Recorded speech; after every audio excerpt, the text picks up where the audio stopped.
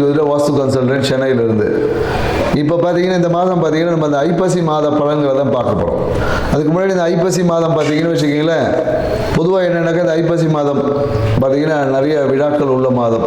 ஏன்னா இந்த மாதத்தில் தான் பார்த்தீங்கன்னா தீபாவளி, பசங்களுக்கெல்லாம் ஒரே கொண்டாட்டம், எப்போ பட்டாசு வாங்கி தருவாங்கன்னு சொல்லிட்டு. ஏன்னா இந்த மாதம் நிறைய பலகாரங்கள் எல்லாம் செய்வாங்க, நிறைய ஸ்வீட்ஸு, நிறைய இனிப்பு பலகாரங்கள் இந்த மாதத்தில் நிறைய இருக்கும். அதே போல் நல்லா பார்த்தீங்கன்னா நல்ல இந்த முறுக்கு, அதிரசம், ஒட்டவடைன்னு சொல்லிட்டு அப்படியே இந்த வறுத்த உணவுகளை அதிகமாக நம்ம எடுத்துப்போம். மேலும் பார்த்தீங்கன்னா குடும்பத்தில் எல்லாருக்கிட்ட ஒரு மகிழ்ச்சி வந்து இந்த காலத்தில் ரொம்ப அதிகமாக இருக்கும். குடும்பத்தில் பார்த்தீங்கன்னா மகிழ்ச்சி இருக்குது. ஏன்னா தீபாவளிக்கு போனஸ் கொடுப்பாங்க, நிறைய பேர் பண்டு போட்டிருப்பாங்க. இது எல்லாமே இந்த மாதத்தை வந்து சிறப்பிக்கக்கூட ஒவ்வொரு காரணம் இருக்குது. அதே போல் தான் பார்த்தீங்கன்னா இந்த ஐப்பசி மாதம் பார்த்தீங்கன்னா நிறைய கிரக மாற்றங்களும் இருக்குது. ஏன்னா இந்த குரு பகவான் பார்த்தீங்கன்னு வச்சுக்கோங்க, அதிசாரமாக கடகத்தில் வர்றார், ஐப்பசி மாத தொடக்கத்திலே வந்துடுறார். மேலும் பார்த்தீங்கன்னா புதன் பகவான் பார்த்தீங்கன்னு வச்சுக்கோங்க, இந்த ஐப்பசி மாதத்தில் பார்த்தீங்கன்னா விருட்சகத்துக்கு போகிறார், துலாத்துலேருந்து விருட்சகத்துக்கு போகிறார். மேலும் செவ்வாய் பகவானும் பார்த்தீங்கன்னா இந்த மாதம் துலா ராசியிலேருந்து விருட்சகத்தில் போய் ஆட்சியாக உட்கார போகிறார். மேலும் பார்த்தீங்கன்னு வச்சுக்கோங்க, சுக்கிர பகவானோட பயிற்சியும் இருக்குது. ஏன்னா சுக்கிர பகவான் பார்த்தீங்கன்னா நவம்பர் 2ஆம் தேதி பார்த்தீங்கன்னா கன்னியிலேருந்து துலாத்துக்கு வர்றாரு ஆட்சியாக. ஸோ மேலும் பார்த்தீங்கன்னா சூரிய பகவான் பார்த்தீங்கன்னா ஐப்பசி மாதம் எப்போதும் துலா ராசியில் இருப்பார். ஏன்னா துலா ராசியில் பார்த்தீங்கன்னா சூரிய பகவான் நீசம். ஸோ இப்படி இவ்வளோ கிரக மாற்றங்கள் இந்த மாதத்தில் இருக்கிறதுனால நிறைய விஷயங்கள் இந்த மாதத்தில் நடக்க போகுதுன்னு சொல்லலாம். எல்லா ராசிக்காரர்களுக்கும் ஏதோ ஒரு விதத்தில் ஆரம்ப கட்டங்களில் நிறைய நற்பலன்களையும், மாத பாதிக்கு அப்புறமா சில நற்பலன்கள் குறையவும் வாய்ப்பு இருக்குது. சில ராசிக்காரர்கள் பார்த்தீங்கன்னா ஆரம்ப கட்டத்தில் நற்பலன்கள் கொஞ்சம் கம்மியாக இருக்கும்.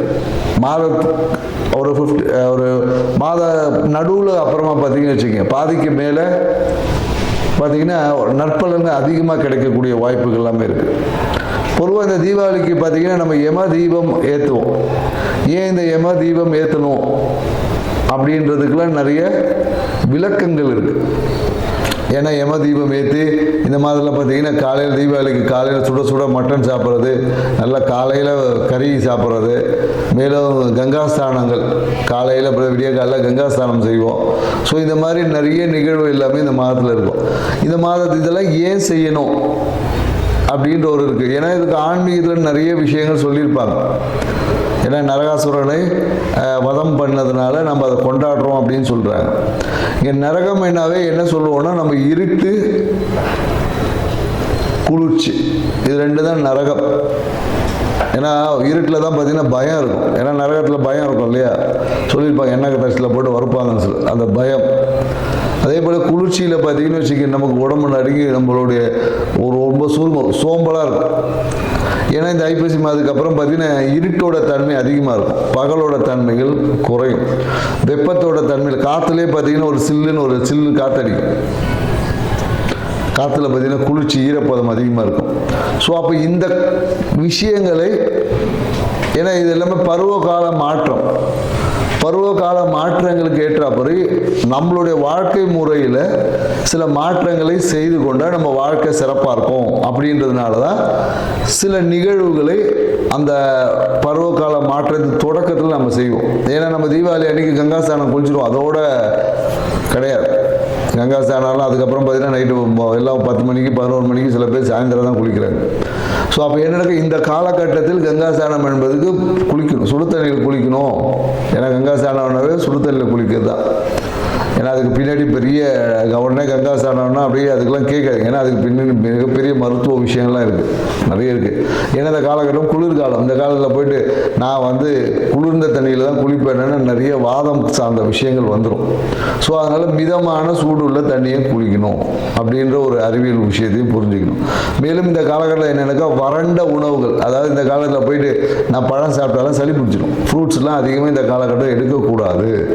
வறண்ட உணவுகள், ஆயில் ஐட்டமாக எடுக்கணும். ஏன்னா கொழுப்புத்தன்மை நம்ம உடம்புல இருந்தால் தான் குளிரை எதிர்கொள்ளக்கூடிய ஆற்றல் நமக்கு கிடைக்கும்.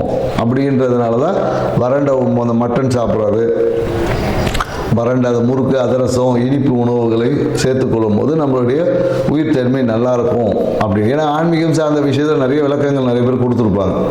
ஸோ நம்ம இது வாழ்வியல் சார்ந்த விஷயத்தில் ஒரு சிறிய விளக்கத்தை நம்ம புரிஞ்சுக்கணும். எதுக்கு இந்த காலகட்டத்தில் பொங்கல் அப்போ ஏன் பொங்கல் தான் செய்கிறோம் இல்லையா, அப்போ ஏன் அதிரசம் முறுக்கெல்லாம் செய்கிறதில்லை நம்ம.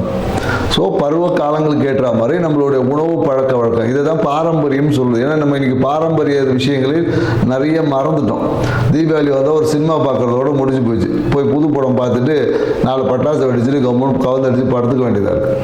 ஸோ இது வாழ்க்கையில் நம்ம முன்னோர்கள் நமக்கு கொடுத்த வரக்கூடிய காலங்களில் எதிர்கொள்ளக்கூடிய ஆற்றல் நம்ம ப்ரிப்பரேஷன். ஏன்னா மார்கழி மாதம் குளிர் தாங்க முடியாது. அதுக்கான ப்ரிப்பரேஷனை முன்னாடியிலேருந்து இந்த காலகட்டத்தில் நம்ம தொடங்கும். ஏன்னா அடுத்தது கார்த்திகை மாதம். அப்போ பார்த்தீங்கன்னா கார்த்திகை தீபம் ஏற்றுவோம். ஸோ வெளிச்சத்தை வெப்பத்தை அதிகம் பண்ணுவோம்.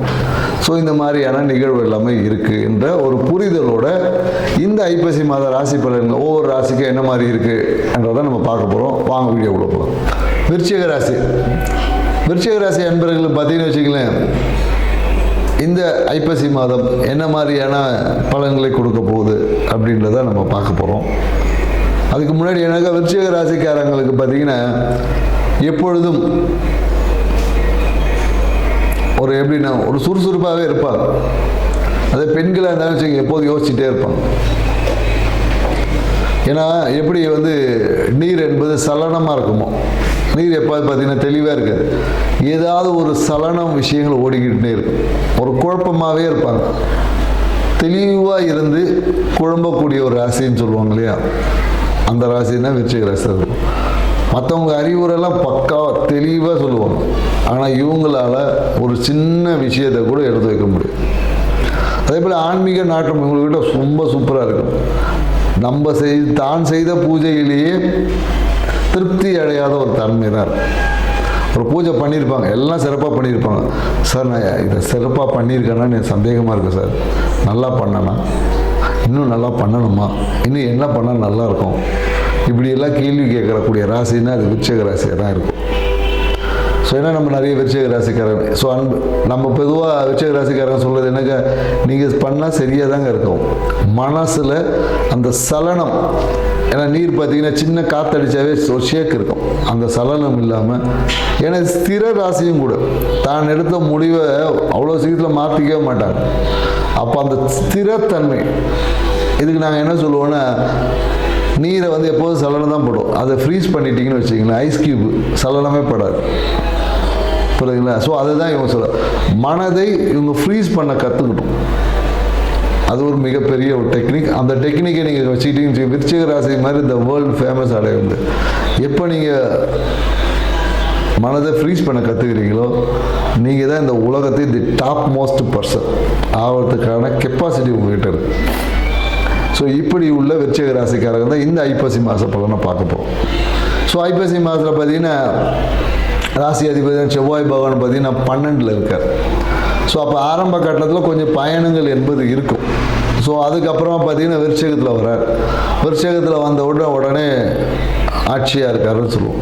ஏன்னா அவரே 6ஆம் அதிபதியும் கூட. புரியுதுங்களா? அப்போ வேலை சார்ந்த விஷயத்தில் ஒரு பிரச்சனையை சந்திக்க வேண்டிய சூழல் ஆரம்ப கட்டத்தில் இருக்குதுன்னு சொல்ல முடியும்.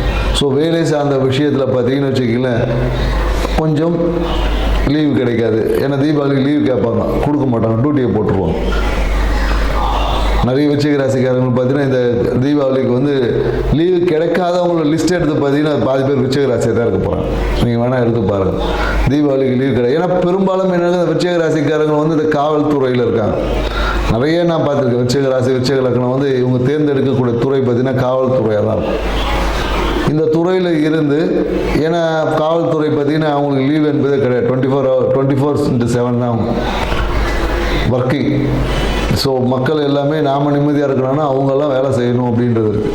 ஸோ அப்படி இருக்கக்கூடிய அந்த நண்பர்களுக்கு பார்த்தீங்கன்னா இந்த கால தீபாவளியை லீவு கிடைக்காது நிறைய பேருக்கு. ஸோ அதனால் அவங்க வாழ்க்கையில் பார்த்தீங்கன்னா அவங்களுக்கு லீவு கிடைக்கணும்னு சொல்லி நாமளும் இறைவன்கிட்ட வேண்டிக்கலாம். ஸோ ஏன்னா குறிப்பாக இந்த காலகட்டத்தில் என்னென்னா 8ஆம் அதிபதியான புதன் பகவான் உள்ளே வர்றார். ஸோ அப்போ என்னன்னாக்கா தாய்மாமன் உறவு இந்த காலகட்டத்தில் ஒரு பிரச்சனையாக மாறும். தாய்மாமனாலே ஒரு பிரச்சனை வர தயாராக இருக்குது அப்படின்னு சொல்லுவோம். ஏன்னா இவங்க கையாளக்கூடிய வேலையில் பார்த்தீங்கன்னா ஏதாவது டாக்குமெண்ட்டு இந்த யூடியூப்பில் இந்த மாதிரி இருக்கக்கூடிய விருச்சிக ராசிக்காரர்கள் ரொம்ப கவனமாக இருக்கணும். நீங்கள் ஏதோ ஒரு ஃபோட்டோ அப்லோட் பண்ணிவிடுவீங்க, ஏதோ ஒரு வீடியோ அப்லோட் பண்ணிங்கன்னா அது ஏதோ ஒரு விஷயத்தில் பிரச்சனையாக மாறிடும், பேசும் பொருளாக மாறிவிடும். இல்லை நீங்கள் யாருக்காவது ஒருத்தவங்களுக்கு என்ன சொல்ல கமெண்ட் பாக்ஸில் போடும் போதெல்லாம் ரொம்ப கவனமாக இருக்கணும் இந்த காலகட்டம். ஏன்னா புதனாவே கம்யூனிகேஷன். ஸோ அந்த கம்யூனிகேஷனில் பார்த்தீங்கன்னா ஏதோ ஒரு அவமானத்தை நீங்களாம் பண்ணுவோம், உங்களை தேடி வரும். இந்த காலகட்டத்தில் விருச்சிக ராசிக்காரர் நீங்கள் யூடியூப்பை தேடினீங்கன்னா வச்சுங்களேன், இவன் வெட்டினா அவனை வெட்டினா இவனை வெட்டலாம், இல்லை டாக்குமெண்ட் மோசடி, இந்த மாதிரியான நிகழ்வு தான் உங்கள் கண்ணிலேயே படும்.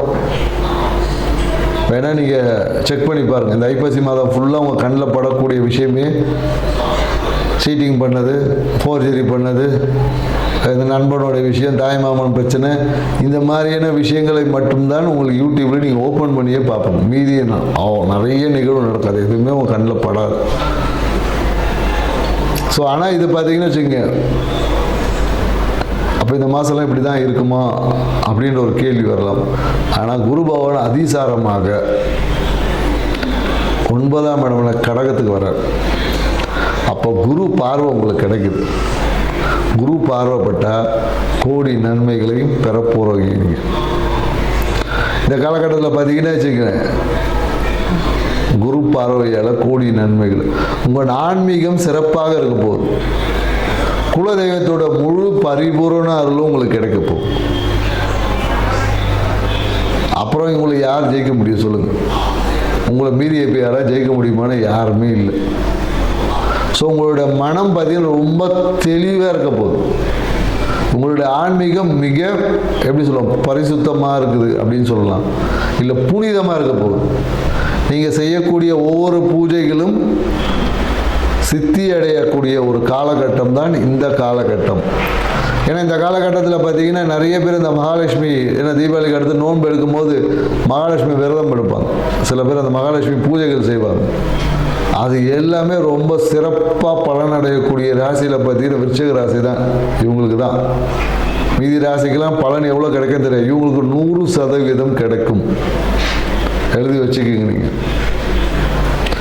நிறைய பேர் இந்த காலகட்டத்தில் பார்த்தீங்கன்னா, ஏன்னா வீடு தேர்வுலேயே இருந்திருப்பாங்க. வீடு வந்து 30 லட்ச ரூபா வீடு பார்க்க சொன்னால் 3 கோடி ரூபாய்க்கு பார்த்துருவாங்க.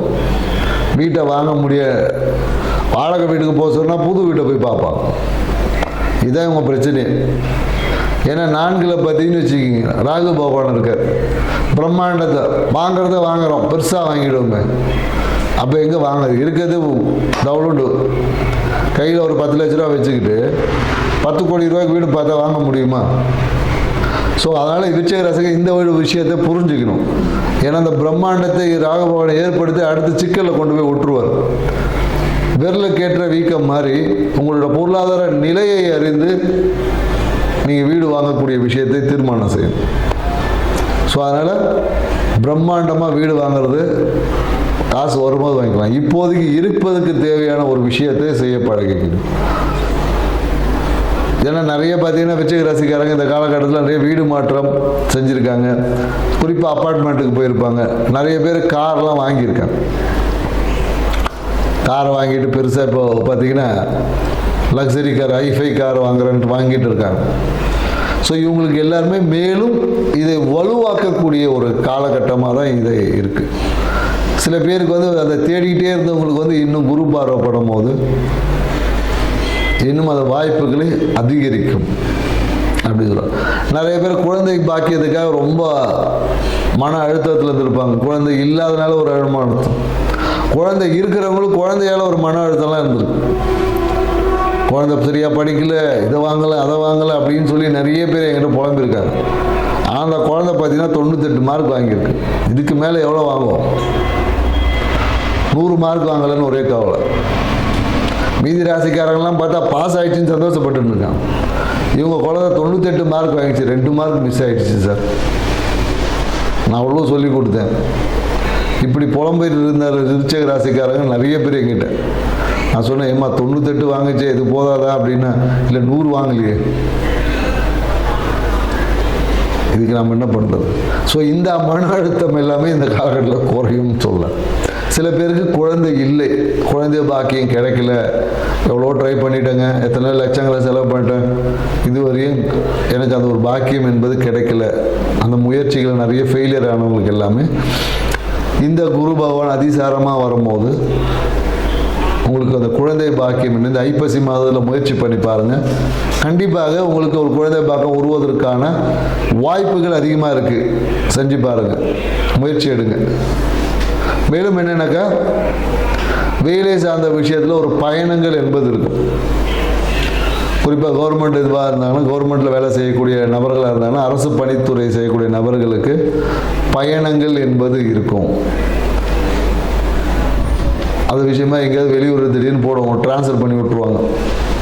இதில் நிறைய பேர் ப்ரமோஷன் போட்டு ட்ரான்ஸ்ஃபர் பண்ணுறது, இந்த மாதிரி எல்லாமே வெளியூரில் போட்டுருவாங்க. கிடைச்சவும் பிரயோஜனம் இல்லாத மாதிரி இருக்கும்.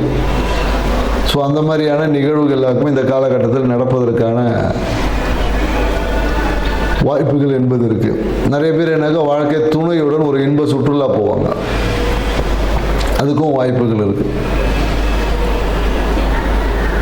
ஸோ நிறைய பார்த்திங்கன்னா இந்த காலகட்டத்தில் என்னென்னாக்கா வேலைக்காக நிறைய அதிகப்படியான வேலை பலுனால் நிறைய பேருக்கு தூக்கமின்மையும் வரும்.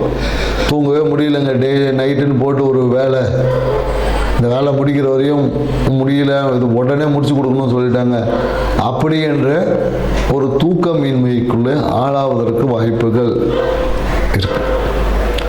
அதே போல் என்னென்னாக்கா இந்த காலகட்டத்தில் என்னென்னாக்கா ஒரு டாக்குமெண்ட்டை தவறுகள் நடக்க வாய்ப்பு இருக்குது. ஏன்னா ஏதோ ஒரு ரெஜிஸ்ட்ரேஷன் பண்ணும்போது பார்த்தீங்கன்னா டாக்குமெண்ட்டில் பேர் மிஸ்டேக் ஆகிடும், இல்லை ஆதார் கார்டு நம்பர் மாற்றி போட்டுருவாங்க, அட்ரஸை மாற்றி போட்டுருவாங்க, அப்பா பேர் தப்பாகிடும்.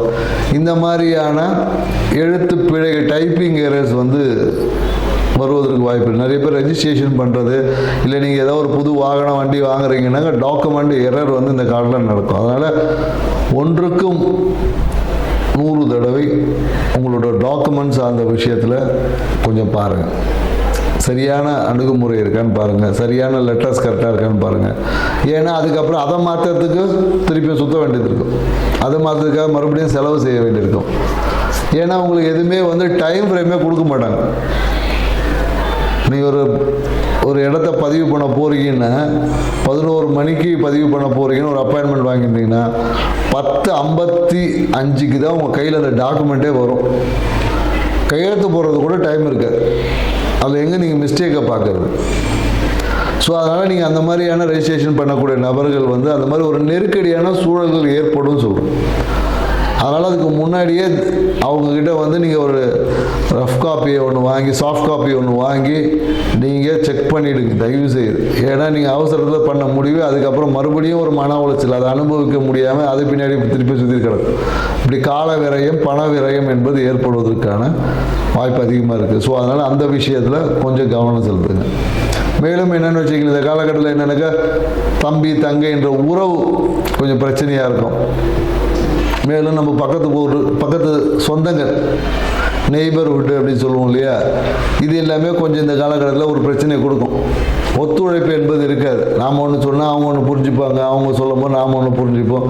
கருத்து வேறுபாடுகள் இந்த காலகட்டத்தில் ஏற்படும். அதனால் இந்த காலத்தில் நெய்பர்ஹுட்டை பொறுத்தவரையும் எந்த ஒரு கருத்து வேறுபாடுக்குள்ளே போகாமல் வச்சுக்கணும். மேலும் பார்த்தீங்கன்னா வீட்டில் பார்த்தீங்கன்னா நிறைய இந்த ஒரு ஆடம்பர பொருட்களோட சேர்க்கை என்பது இருக்கும். இந்த காலத்தில் வீட்டில் ஆடம்பர பொருட்கள் சேர்க்கை கண்டிப்பாக இருக்கும்.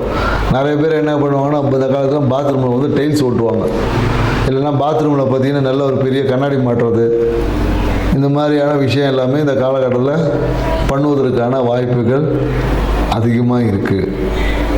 ஸோ அதனால் விருச்சிக ராசிக்காரங்க உங்களோட செயல்பாடுகளை சரிதானா என்பதை ஒன்றுக்கு ஒரு 100 தடவை யோசித்து பொறுமையாக செய்யுங்க.